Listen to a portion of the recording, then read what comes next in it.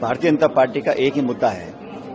लोकसभा चुनाव में जब 400 की जगह 240 पे अटक गए आकर, अब वो सिर्फ राहुल गांधी जी को टारगेट करने का काम कर रहे हैं।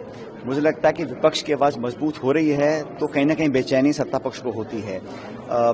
हम लोग हमेशा चाहते हैं कि जो दबे कुचले लोग हैं, गरीब हैं, किसान हैं, जो मध्यम वर्ग है, उनकी बातों को हम सदन में रखें, सदन के बाहर रखें। लेकिन एक ही एजेंडा है भारतीय जनता पार्टी का कि हर इशू पर, हर मौके पर राहुल गांधी जी को उनको क्रिटिसाइज करना है, उनके खिलाफ बात करनी है।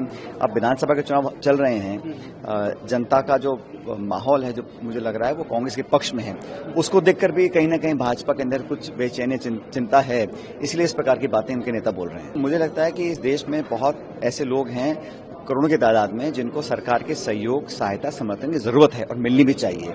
लेकिन ये वो सरकार है केंद्र की जो कहती है कि हम 80 करोड़ लोगों को फ्री में खाना दे रहे हैं, और फिर अगर कोई और दल बोलता है कि हम किसान को बिजली देना चाहते हैं या गरीब की मदद करना चाहते हैं, उसको रेवड़ी बोलते हैं।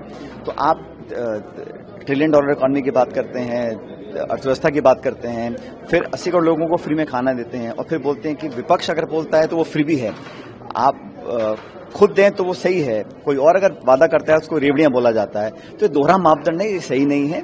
मुझे लग रहा है कि इस केंद्र सरकार ने जो नीति निर्माण किया है पिछले 10 सालों में, उससे खाई बहुत बढ़ गई है, अमीर गरीब की, गांव शहर की।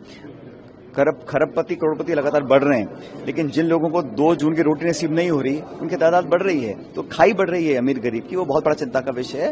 बेरोजगारी देश का सबसे ज्वलंत मुद्दा है, और मुझे लगता है कि सरकार ने वादा किया था 2 करोड़ रोजगार प्रतिवर्ष देने का, वो पूरी तरह विफल रही है, और उसी का परिणाम है कि आज जनता में गहरा संतोष है, खासकर युवाओं में। जो शिक्षित नौजवान है, लड़के लड़कियां हैं, उनको नौकरियां मिल नहीं रही हैं। तो सरकार की पॉलिसी फेलियर है कि रोजगार उपलब्ध कराने में बिल्कुल नाकामयाब रहे हैं। किसानों की आवाज सुनने वाला इस सरकार में कोई है ही नहीं।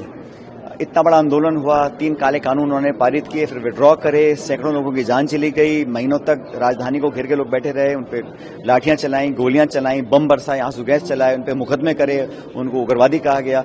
इस तरह का बर्बरता वाला जो व्यवहार किसान के साथ कर रहे हैं, उसका खामियाजा भाजपा को भुगतना पड़ेगा।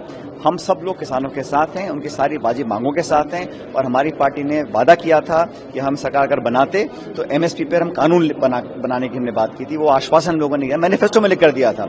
आज भी सरकार किसान की मदद करने से परहेज करती है।